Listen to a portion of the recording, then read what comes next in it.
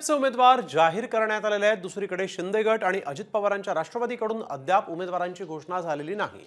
महायुतीत शिंदे गट आणि राष्ट्रवादीच्या वाट्याला प्रत्येकी एक जागा येणार आहे। विधान परिषदेसाठी अर्ज दाखल करण्याचा उद्याचा शेवटचा दिवस आहे, त्यामुळे अजित पवारांच्या राष्ट्रवादीचा उमेदवार आजच ठरण्याची शक्यता आहे, तर संध्याकाळी बैठकीत नावावर शिक्कामोर्तब होणार असल्याचं देखील कळत आहे।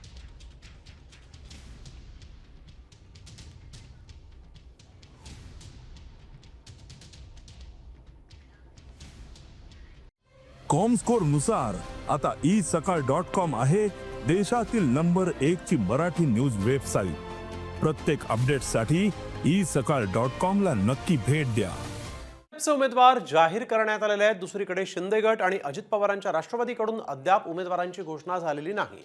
महायुतीत शिंदे गट आणि राष्ट्रवादीच्या वाट्याला प्रत्येकी एक जागा येणार आहे। विधान परिषदेसाठी अर्ज दाखल करण्याचा उद्याचा शेवटचा दिवस आहे, त्यामुळे अजित पवारांच्या राष्ट्रवादीचा उमेदवार आजच ठरण्याची शक्यता आहे, तर संध्याकाळी बैठकीत नावावर शिक्कामोर्तब होणार असल्याचं देखील कळत आहे।